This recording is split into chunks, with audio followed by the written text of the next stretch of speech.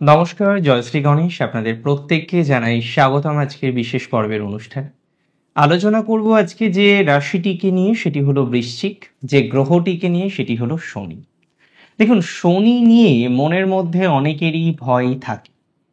তবে যেমনটি আমি বারবারই বলি যে শনি গ্রহ নিয়ে কোনো ভয়ের কারণ নেই, কারণ কর্মফলদাতাকে যদি আপনি ভয় পান, তাহলে জীবনচক্রের প্রতিটি পদক্ষেপেই কিন্তু ভয় আসবে, অ্যাংজাইটি আসবে, টেনশন আসবে।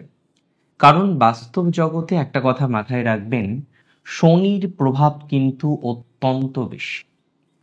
বাস্তব জগতে, বাহ্য জগতে শনির প্রভাব অত্যন্তই বেশি। আমরা বারবার শুনেছি কর্ম করার কথা, গীতাতেও আমরা দেখেছি কর্মেণ্যবাধিকারস্তে মা ফলেষু কদাচন। অর্থাৎ কর্ম করতে হবে, ফলের আশা পরিত্যাগ করে।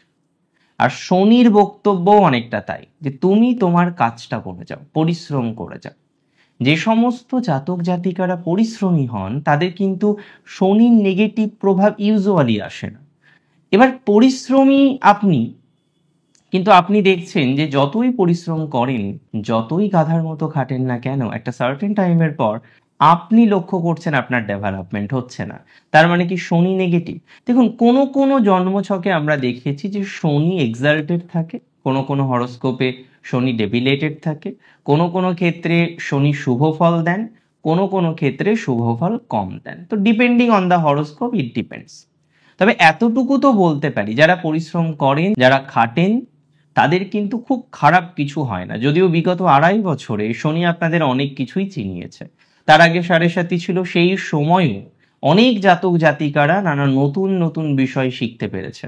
কেউ নতুন বন্ধু পেয়েছেন, কারোর ক্ষেত্রে কাছের বন্ধু হারিয়েছে, কারোর ক্ষেত্রে নতুন প্রেমের মানুষ পেয়েছেন, কারোর ক্ষেত্রে সম্পর্ক নষ্ট হয়েছে, কেউ বা চিনেছেন ফাইনান্সিয়াল ডিস্টারবেন্স থাকলে মানুষ কতটা খারাপ হতে পারে, কাছের মানুষ কিভাবে পর হয়ে যেতে পারে।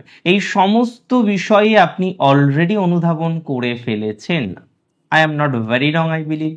কিন্তু প্রশ্ন হলো, এত কিছু অনুধাবন করার পর, এত কিছুর পর আজকে যদি হঠাৎ করে আমরা এই প্রশ্নটা রাখি যে আগামী 2.5 বছর, অর্থাৎ 2025-এর 29শে মার্চ থেকে শনি যে আপনার পঞ্চমে রয়েছেন এবং প্রায় 2.5 বছর অবস্থান করবেন, মানে 2027 সালের জুনের 3 তারিখ পর্যন্ত, এই এন্টায়ার টাইমিংটা আপনার জন্য কতটা বিপজ্জনক, না আপনার জন্য কতটা ভালো?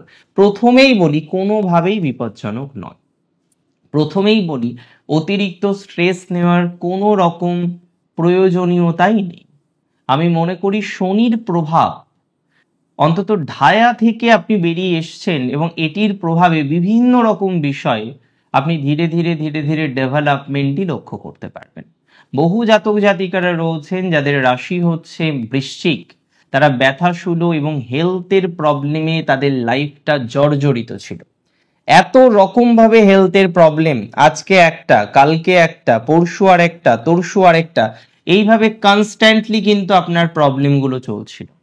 দেখুন, আমি একটা কথা সিম্পল ভাবে বুঝি, তাই সিম্পল ভাবেই বলতে পছন্দ করি।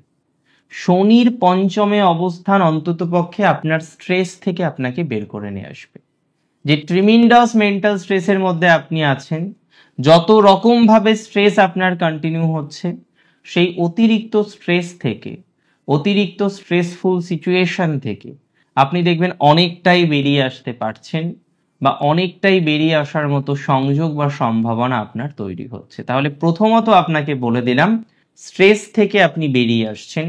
দ্বিতীয়ত, অতিরিক্ত হেলথের প্রবলেম থেকেও বেরিয়ে আসছেন। যে সমস্ত জাতক জাতিকাদের হেলথের প্রবলেম আকাশচুম্বী, হেলথের প্রবলেম অতিরিক্ত মাত্রায় রয়েছে, সেই সকল জাতক জাতিকাদের ক্ষেত্রে স্বাস্থ্য উন্নতির একটা সম্ভাবনা আমরা কিন্তু স্ট্রংলি লক্ষ্য করতে পারি। আমি খুব দায়িত্ব নিয়ে বলতে চাই, এক্ষেত্রে স্বাস্থ্য উন্নতির জায়গা রয়েছে।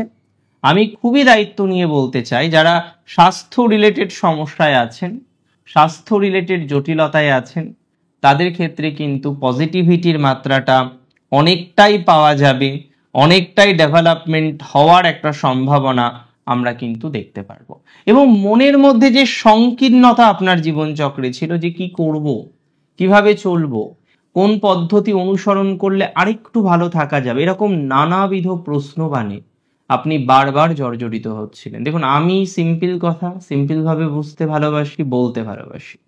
যারা এই ধরনের সমস্যায় ছিলেন, এই ধরনের একটা স্ট্রেসের মধ্যে ছিলেন বা এখনো পর্যন্ত আছেন, তারা সেই সমস্যা থেকে, সেই স্ট্রেস থেকে অনেকটাই পজিটিভ ভাইবস কিন্তু তৈরি করতে পারবেন, এতটুকু শিওরিটি আমি আপনাকে প্রোভাইড করছি। যে সমস্ত জাতক জাতিকাদের স্ট্রেসের মাত্রাটা বেশি, যে সমস্ত জাতক জাতিকাদের মানসিক দুশ্চিন্তার জায়গাটা বেশি, তাদের সেই দুশ্চিন্তা, সেই স্ট্রেস, সেই ভয় থেকে বেরিয়ে আসতে পারবেন। অনেকেই দেখবেন প্রপার পরিকল্পনা করতে পারছেন। আজকে আপনি কোন পথে যাবেন, কোন পদ্ধতিটা অ্যাপ্লাই করলে আপনার জন্য সুখকর হতে পারে, কোন পরিকল্পনা গ্রহণ করলে আপনি আরো ভালো থাকতে পারবেন, এই প্রশ্নের উত্তর আপনারা অনেকেই খুঁজে পাচ্ছেন না।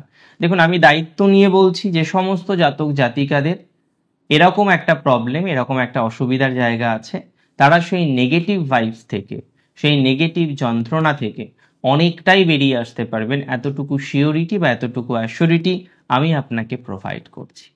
বৃশ্চিক রাশির জাতক জাতিকাদের পঞ্চমস্ত শনি, শনির দৃষ্টি থাকবে আপনার দ্বিতীয়, শনির দৃষ্টি থাকছে আপনার রাশি সাপেক্ষে রাশির একাদশে, শনির দৃষ্টি থাকবে আপনার রাশি সাপেক্ষে আপনার সপ্তমে। তাহলে সমসপ্তমী দৃষ্টি, আপনার পঞ্চমে শনির অবস্থান, আপনার একাদশে শনির দৃষ্টি, আপনার দ্বিতীয় শনির দৃষ্টি। দেখুন, যে যে হাউসগুলিতে শনি দৃষ্টি দিচ্ছেন, সেই হাউসগুলো কিন্তু কোনোভাবেই নেগেটিভ হাউস নয়, উপরন্তু সেই হাউসগুলো কোনো না কোনোভাবে আপনাকে সাপোর্ট করবে। আমি পরিষ্কার করে আপনাদের বলি, দেখুন, শনির এই ট্রানজিট বেশ কয়েকভাবে আপনাকে ফলাফল দেবে। কারণ 2025-এর 29শে মার্চ থেকে শনি একই রকম ভাবে থাকবেন না। শনি প্রথম রেট্রোগ্রেড মোশনে যাবেন 2025-এর 16ই জুলাই, সেখানে রেট্রোগ্রেড মোশনে থাকবে 28শে নভেম্বর পর্যন্ত, এবং সেম সাইন অর্থাৎ পাইসেসেই অবস্থান করবে। আবার 28শে নভেম্বরের পর শনি পাইসেসে ডিরেক্ট থাকবেন ঠিক 26শে জুলাই 2026 পর্যন্ত। তার পরবর্তী সময় আমরা লক্ষ্য করতে পারবো তিনি আবার রেট্রোগ্রেড হবেন ঠিক 11ই ডিসেম্বর 2026 পর্যন্ত। তারপরে পুনরায় তিনি ডিরেক্ট হবেন। তাহলে এই এন্টায়ার টাইম আমরা কখনোই এক্সপেক্ট করতে পারি না, বা এক্সপেক্ট করাটা ঠিকও নয় যে আপনি একই ধরনের ফলাফল পাবেন। আমি মনে করি এই এন্টায়ার টাইমে বিভিন্ন ধরনের ফলাফল আপনার জীবনচক্রে আসবে বা আপনার জীবন স্রোতে মিশবে। প্রথমত আমি প্রথম সময়টা বলি, 29শে মার্চ 2025 থেকে 2025-এর জুলাই মাসের 13 তারিখ পর্যন্ত বা 16 তারিখ পর্যন্ত, এই যে সার্টেন টাইমটা আছে, এই সময় আপনার স্ট্রেস কিছুটা কমবে। এডুকেশন রিলেটেড বিষয়ে যে বাধাগুলো ছিল, সেই বাধাটা কিছুটা মিটিয়ে উঠতে পারবে। এডুকেশনাল বাধা কিছুটা মিনিমাইজ হবে, কিছুটা পারিবারিক বাধা মিনিমাইজ হবে।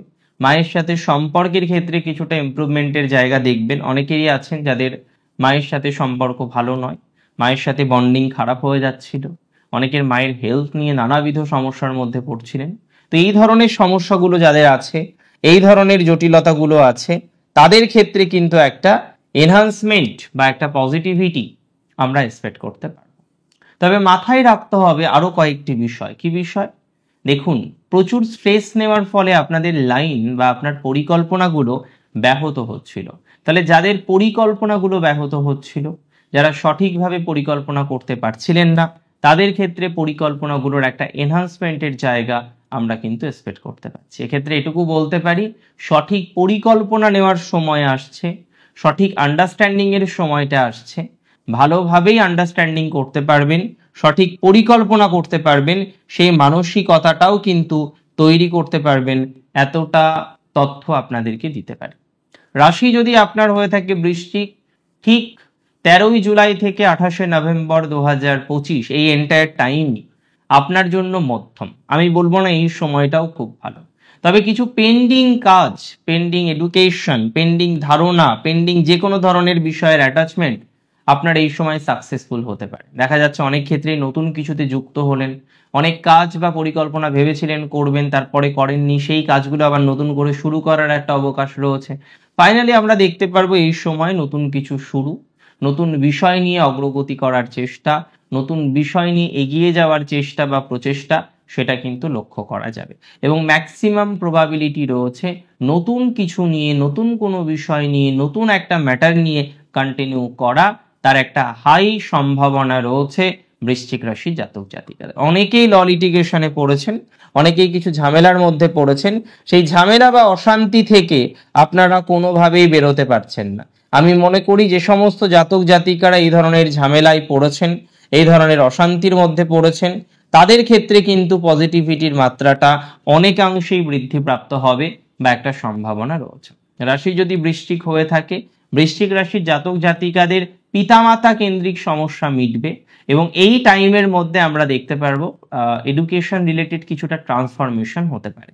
যে আপনি সায়েন্স নিয়ে পড়ছিলেন, হঠাৎ করে মনে করলেন না আর্টস নিয়ে পড়বো।